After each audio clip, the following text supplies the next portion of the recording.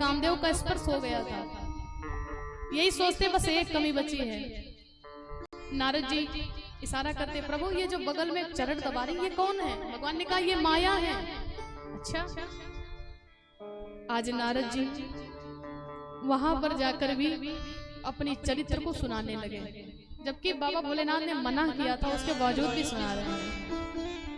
भगवान विष्णु जान गए कि नारद जी के मन में अभिमान नहीं, बहुत बड़ा अभिमान का अंकुर हो गया है। अब इस अंकुर को खत्म करना पड़ेगा।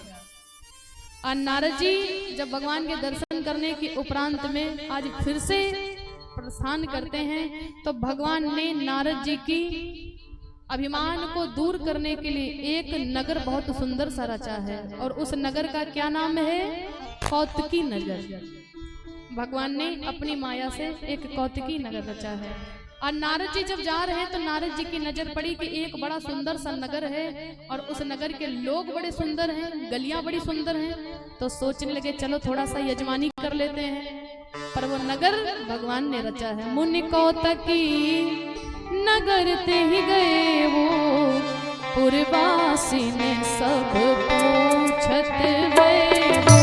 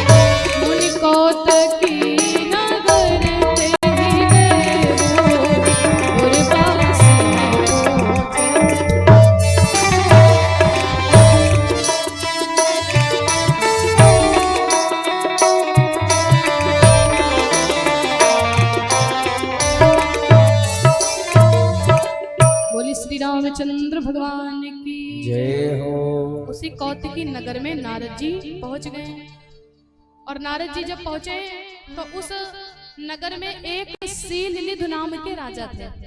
नाम क्या था? शीलनिध नाम के राजा, बड़े प्रसिद्ध थे। और नारद जी उन्हीं महाराज के यहाँ पहुंच गए, शीलनिध नाम के राजा के यहाँ। और वो महाराज जो थे राजा, उनकी एक कन्या थी, और कन्या का नाम था विश्वमोहिनी। और वो इतनी सुंदर थी, विश्वमोहिनी का मतलब ही यही है जो सारे जगत को मोहित कर ले, विश्वमोहिनी। आज नारद जी जब पहुंचे तो महाराज ने स्वागत किया, अपनी कन्या को लेकर के आए। तो वो राजा कहने लगे कि गुरुजी बिटिया की रेखा देख लो और बता दो कि बिटिया का विवाह किसके साथ में होगा। और जब नारद जी ने उस विश्वमोहिनी को देखा तो नारद जी देखते ही रह गए, इतनी सुंदर। नारद जी देखते ही रह गए और सोचने लगे अगर इनका विवाह हमारे साथ में हो जाता तो बहुत अच्छा होता। नारद जी शादी करने की बात सोचने लगे, पर सोचने लगे कि ये अपनी बिटिया का विवाह हमसे करेंगे कहाँ, ये तो विश्वमोहिनी है और हम इतने सुंदर है ही नहीं, तो विवाह कैसे हो पाएगा। नारद जी ने एक बात बताई, एक काम करो क्या? बोले महाराज तुम स्वयंवर करना। स्वयंवर का मतलब क्या होता है? कन्या स्वयंवर का चयन करे, अपने मन का विवाह करे। कन्या की रेखा में लिखा था जो यह बरई अमर सोऊ होई, समर भूमि विदित न कोई। जिसके साथ में इस कन्या का विवाह होगा वो बर अमर होगा, उससे कोई जीत नहीं पाएगा। पर नारद जी उल्टा अर्थ निकाल देते हैं। नारद जी क्या विचार करते हैं कि जो यह बरई अमर सो होई, सोचते हैं इस कन्या का विवाह जिसके साथ में हो जाएगा वो अमर हो जाएगा, उसे कोई जीत नहीं पाएगा।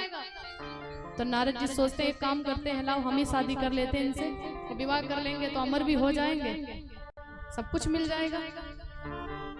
पर ये हमसे तो करेंगे नहीं। एक काम करते हैं महाराज, एक काम करना तो अपने यहाँ स्वयंवर रखना, और स्वयंवर का मतलब कन्या स्वयंवर चयन करें। नारद जी सोचते हैं जाएंगे क्षीर सागर में भगवान विष्णु से उनके रूप को मांग लेंगे थोड़ी देर के लिए, उनका जो रूप है थोड़ी देर के लिए मांग लेंगे। जब सुंदर हम भी दिखने लगेंगे और यहाँ आएंगे, कन्या हमको जयमाला पहना देगी, विवाह हो जाएगा, रूप वापस कर देंगे, काम हो जाएगा। और नारद जी तुरंत पहुंच गए, कहाँ पर? क्षीर सागर में पहुंच गए और निवेदन करते हैं, आपन रूप देहु प्रभु मोहि, आपन रूप देहु प्रभु मोहि, रूप देहु प्रभु मोहि, आपन रूप देहु प्रभु मोहि, आपन रूप देहु प्रभु मोहि, आने बाकी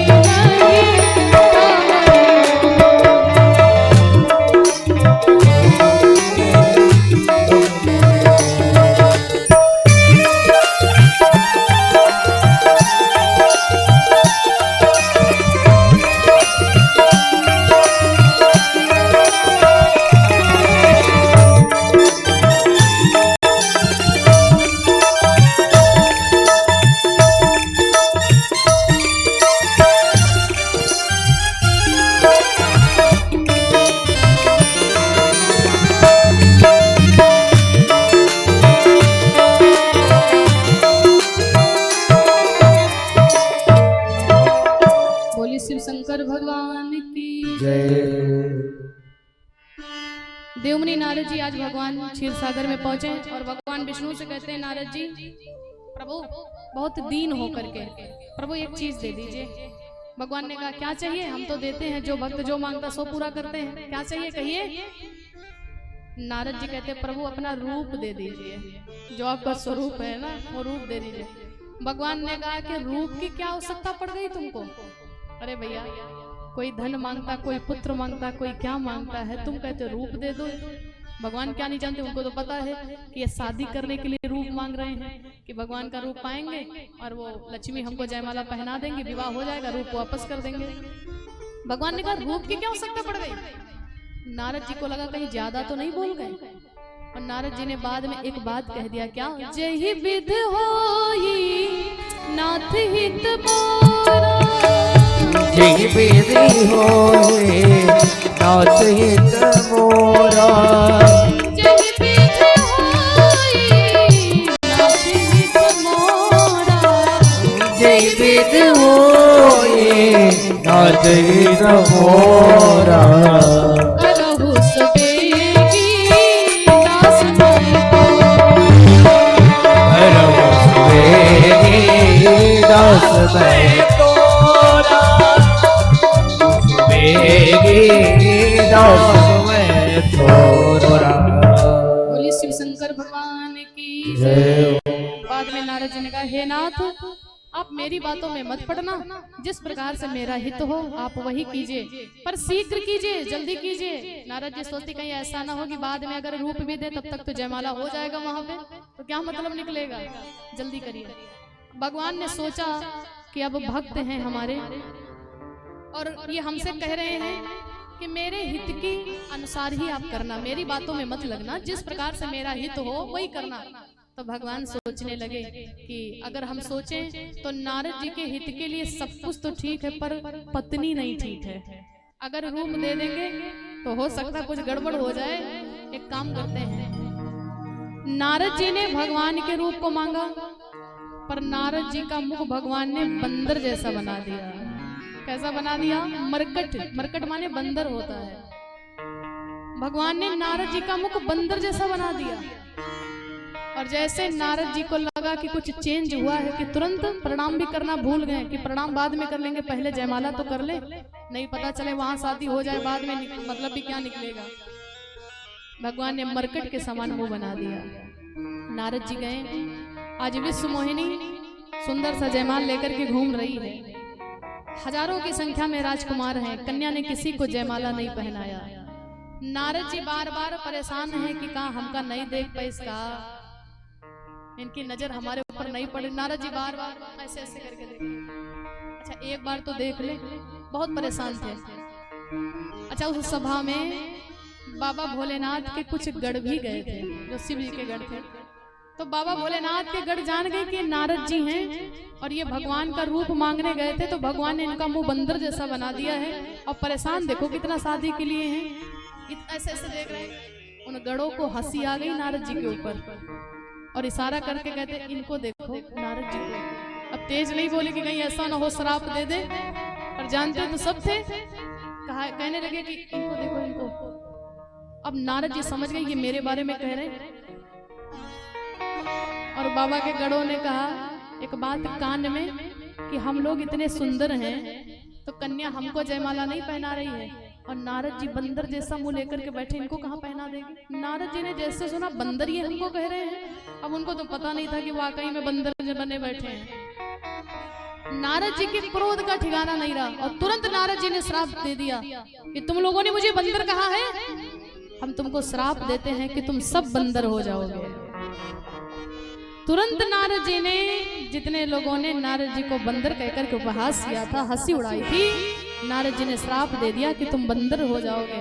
और नारद जी तुरंत वहां से चल देते कि कहीं ऐसा तो नहीं कि हम सचमुच में बंदर हो गए हो, क्योंकि हम छलिया से रूप मांग करके आए हैं बांके बिहारी, वो तो कभी भी गड़बड़ कर सकते हैं। और नारद जी गए एक सरोवर में जाकर के अपने परछाई को देखते हैं, पहले शीशा तो होते नहीं थे, तो नारद जी का मुख वाकई में बंदर जैसा ही था, एकदम लगूड़ी बंदर जैसा। तो नारद जी को भगवान विष्णु के ऊपर इतना क्रोध आया, इतना क्रोध आया कि क्रोध के मारे नारद जी ने तुरंत श्राप दे दिया कि कपि आकृति तुम कीन हमारी, करी है कीस सहाय तुम्हारी, मम उपकार कीन तुम भारी, नारी बिरह तुम होब दुखारी। नारद जी ने श्राप दिया कि भगवान विष्णु हमने आपसे आपके रूप को मांगा था, अरे आप अपना रूप नहीं दे सके थे तो कम से कम बंदर भी ना बनाते, पर आपने मेरा मुख बंदर जैसा बना दिया है। मैं तुमको श्राप देता हूँ कि करी है कीस सहाय तुम्हारी, एक दिन यही सारे बंदर तुम्हारे काम आएंगे। और दूसरा श्राप क्या दिया, मम उपकार कीन तुम भारी, नारी विरह तुम होब दुखारी। आपने मेरा उपहास किया है, जिस प्रकार से आज मैं नारी के लिए दुखी हूँ, उसी प्रकार से एक दिन आप भी नारी के लिए अवश्य ही दुखी होंगे। बाबा भोलेनाथ कहते देवी पार्वती राम के जन्म का एक यह भी कारण है कि भगवान श्री राम की जितनी मंडली थी वो सारी बानर की मंडली थी, क्योंकि नारद जी ने श्राप दिया है कि यही बंदर तुम्हारे काम आएंगे, यही तुम्हारी सहायता करेंगे। हनुमान जी कौन है? हनुमान जी मरकट हैं, बंदर हैं। कपीश्वर, कपीश्वर और कपीश्वर माने श्री हनुमान जी महाराज, और कपीश्वर माने श्री वाल्मीकि महाराज। पूज्यपाद गोस्वामी तुलसीदास जी महाराज निवेदन वंदना करते हैं। तो कपीश्वर माने बंदर, हनुमान जी महाराज कपी हैं, बंदर हैं, और भगवान श्री राम के साथ में पूरी वानर मंडली ही सेना साथ काम आती है। और नारी विरह तुम होब दुखारी, एक यह भी श्राप दिया। तो जिस समय माता जानकी का हरण हुआ था, उस समय भगवान राम माता जानकी के लिए कितना दुखी थे। और वो जो कन्या है वो कोई और नहीं थी, दुल्हन लई गए लक्ष्य निवासा, नृप समाज सब भयो निराशा। भगवान ने ये जो किया था, ये किस लिए किया था? नारद जी के अभिमान को खत्म करने के लिए किया था। राजकुमारी ने तुरंत विश्वमोहिनी ने भगवान विष्णु के गले में हार डाल दिया। और जब नारद जी के सामने आज भगवान विष्णु प्रगटे, भगवान आए, तो देवमुनि नारद जी ने देखा क्या कि ना वो नगर है, ना वो कन्या है, ना वो राजा है, कोई भी नहीं है। नारद जी समझ गए कि भगवान की ये माया थी, भगवान हमारा अभिमान दूर कर रहे थे। नारद जी तुरंत भगवान के चरणों में गिर गए, प्रभु मुझे क्षमा करना, बहुत बड़ी अपराध हो गया, हमने आपको श्राप दे दिया, मैं तो भूल ही गया था कि मुझे अभिमान हो गया है, हमने आपको श्राप भी दे दिया। प्रभु हम क्या करें जिससे मेरा हृदय को शांति मिले? तो भगवान विष्णु कहते हैं, जब पहुँ जाए शंकर सतनामा, जब पहुँ जाए शंकर सतनामा, होई है ये हृदय तुरंत विश्रामा। बोलिए श्री रामचंद्र भगवान की जय हो। अवध बिहारी सरकार की जय। शिव शंकर भगवान की जय हो। भगवान विष्णु कहते जाकर के भगवान बाबा भोलेनाथ का गुणगान करो, होई है हृदय तुरंत विश्रामा। इस प्रकार से देवमुनि नारद जी की कथा बाबा भोलेनाथ ने पार्वती जी को सुनाया कि देवी ये एक होनी थी कि नारद जी को अभिमान हुआ, तो नारद जी ने जो भगवान को श्राप दिया है, इस श्राप को सत्य करने के लिए भी भगवान आए हुए हैं, बड़े से कारण हैं। बोली श्री रामचंद्र भगवान की जय हो। और भी कारण हैं, और वो कारण क्या है हम लोग कल की कथा में श्रवण करेंगे। बोली सियापति रामचंद्र भगवान की जय हो। श्री हनुमान जी महाराज की जय हो। कल श्री राम कथा का चतुर्थ दिवस है, चौथा दिन है। कल की बड़ी सुंदर कथा है। भगवान रामचंद्र जी का प्राकट उत्सव मनाया जाएगा, जन्मोत्सव मनाया जाएगा। सभी माताएं, सभी भक्त पूरी तैयारी के साथ में आएंगे। विशेष प्रसाद रहेगा समिति की तरफ से, और सभी माताएं अपने अपने घरों से भगवान के न्यौछावर करने के लिए द्रव्य दक्षिणा और प्रसाद और बिहारी जी के लिए वस्त्र आभूषण जो बन सकेगा ठाकुर जी के श्रृंगार और कपड़ों को लेकर के आप लोग अपने अपने घरों से आएंगे बिहारी जी का श्रृंगार करने के लिए।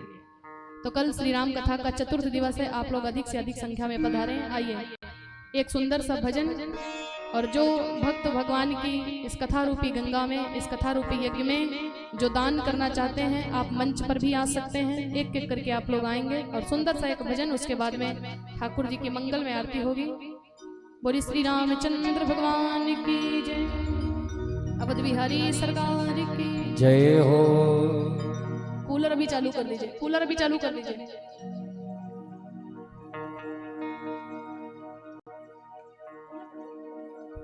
बोली शिव शंकर भगवान की जय हो।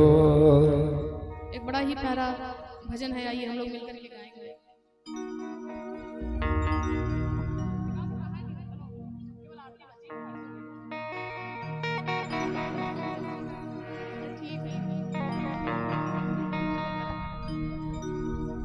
बोली श्री रामचंद्र भगवान की जय हो।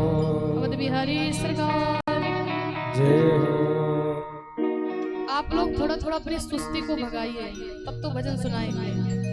और इतना ज्यादा अगर सोओगे तो हम कुछ नहीं सुनाएंगे, आरती हो जाएगी। प्रसाद लीजिए भैया, प्रस्थान कीजिए अपने निज जगह पे। कम से कम ताली तो बजाइए आप लोग मिलकर के मेरे साथ में। बोली श्री रामचंद्र भगवान की, शिव शंकर भगवान की जय। तो हनुमान जी का ही बड़ा प्यारा भाव है, आज का विशेष दिन है, हम लोग मिलके गाएंगे।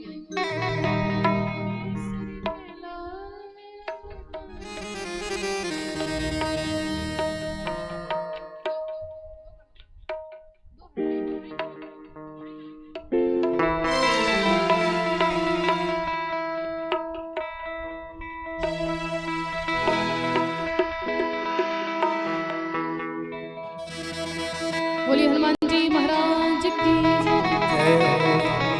एक बार सभी बोलेंगे जय श्री राम। जय श्री राम। की जय केसरी के लाल मेरा छोटा सा ये गाँव।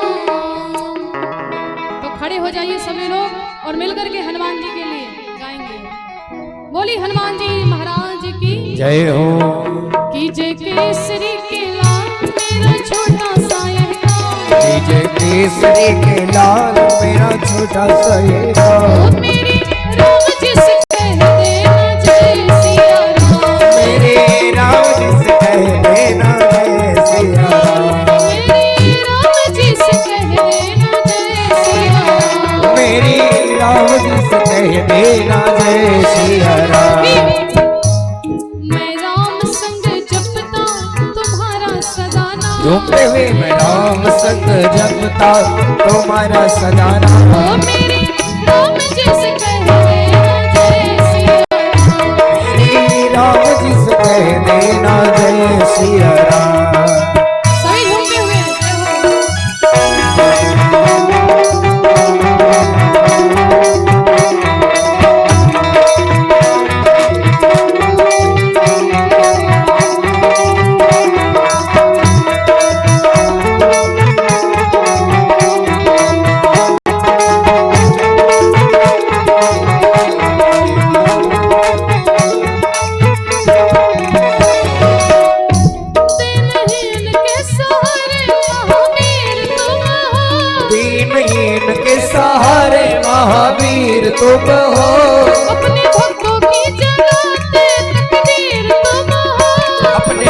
भक्तों की जगाते तकदीर तुम हो, अपने भक्तों की जगाते तकदीर तुम हो, अपने भक्तों की जगाते तकदीर तुम हो। हर दुखियों का हाथ तुम लेते हो थाम, हर दुखिया का हाथ तुम लेते हो थाम, हर दुखियों का हाथ तुम लेते हो थाम। हर दुखिया का हाथ तुम लेते हो थाम। तो सभी लोग उठाएंगे पूरे पूरे हाथों को और मिलके गाएंगे, ओ मेरी राम जिसके देना जय सिया, मेरे नाम जिस कह देना जय सिया राम, अपने राम जिसके देना जय सिया राम। मेरे राम जिस कह देना जय सिया राम।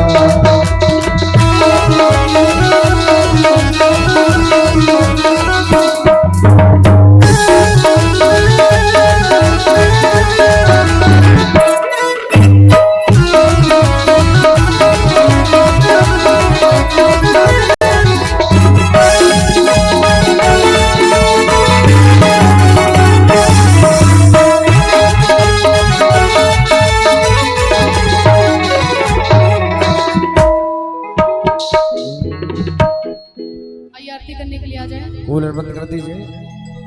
हरे ओम,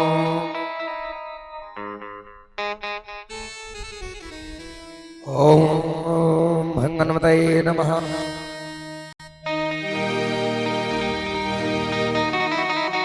हरि ओम। काज किए बड़ देवन के तुम, वीर महाप्रभु देख विचारो, कौन सा संकट मोर गरीब को, जो तुमसे नहीं जाते है डारो। देगी हरो हनुमान महाप्रभु, जो कछु संकट होए हमार, जो कछु संकट होए हमार। लाल देह लाली लसर धर लाल रंगोर, वज्र देह नानो दलन, जय जय जय कबीर। आरती बुलाइए। आइए हम सभी मिलकर के बड़े भाव से आरती गावे। हो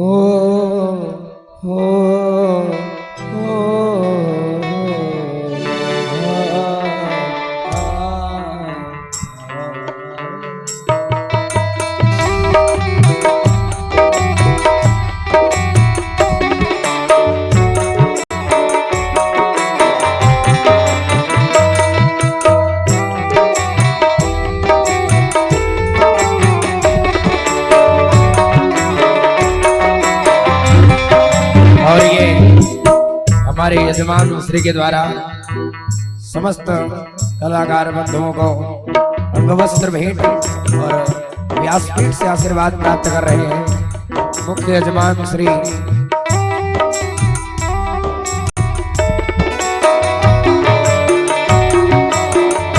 मुख्य यजमान हरिश्चंद्र मौर्य जी। और मैं निवेदन करूंगा कमेटी के जितने भी सदस्य हैं आकर के व्यासपीठ से आशीर्वाद प्राप्त कर लें। आने जितने भी कमेटी के सदस्य हैं, जितनी माताएं हैं, उनसे भी निवेदन है आकर के व्यासपीठ से आशीर्वाद प्राप्त करें।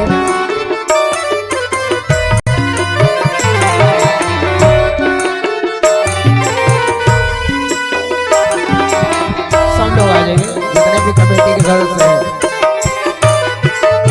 बुला लीजिए।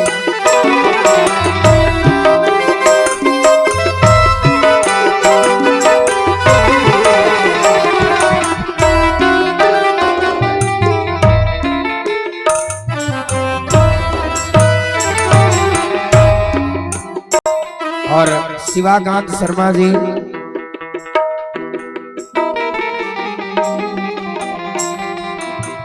और शिवम भैया हमारे साथियों भैया जी, बजरंग भैया जी, गोविंद भैया जी, जितने भी कमेटी के सदस्य हैं, एक एक नाम। शिव प्रसाद भैया, जितने देर दिखा तो यह चले और भैया एक एक नाम से क्या मतलब है।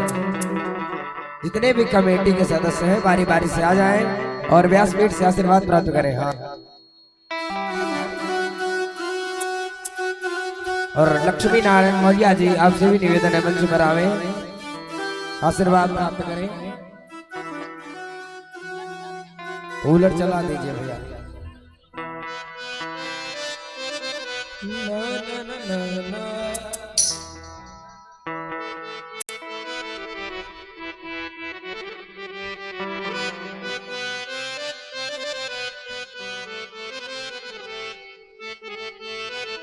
और अरविंद मौर्य जी, अमन शर्मा जी, बारी बारी से जिनका नाम लिया जा रहा है मंच पर आते रहे। देखिए जिनका नाम नहीं भी लिया जा रहा है वो भी मंच पर आ जाए और आशीर्वाद प्राप्त करें। जिनको आशीर्वाद मिल चुका है वो लोग हाथ जोड़ करके निवेदन है कि नीचे जाते रहे और ऊपर आते रहे।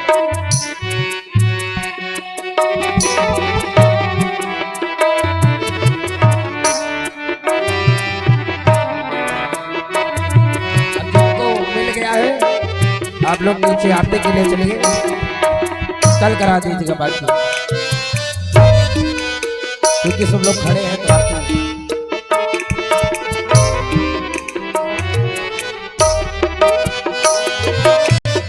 और रमाकांत शर्मा जी, उमेश शर्मा जी, आपसे निवेदन है कि आप मंच पर आवे, व्यासपीठ से आशीर्वाद प्राप्त करें।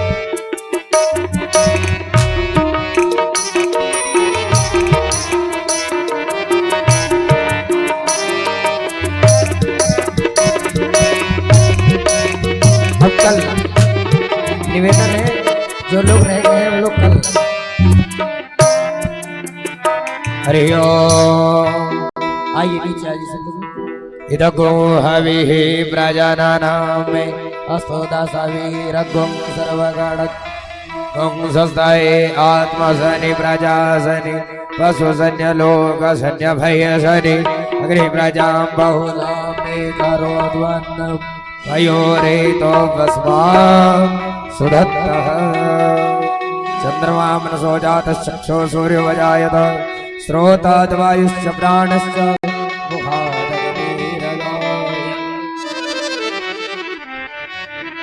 सब बड़े भाव से भगवान के मंगल में आरती गाएंगे। एक साथ में सब लोग गाइए। हो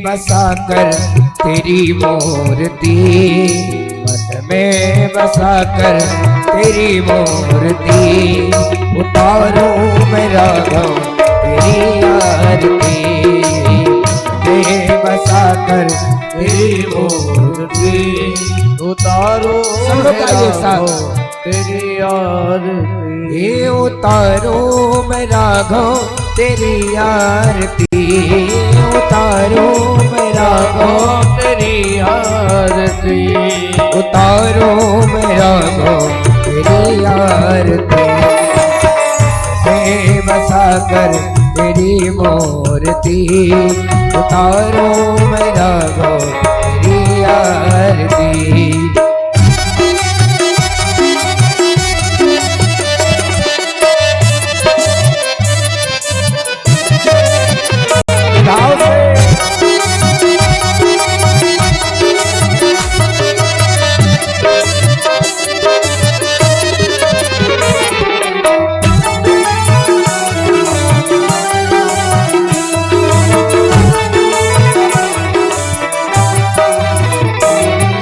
करुणा करो कष्ट हरो ज्ञान दो भगवन, भाव में फंसी नाव मेरी और दो भगवन, करुणा करो कष्ट हरो ज्ञान दो भगवन,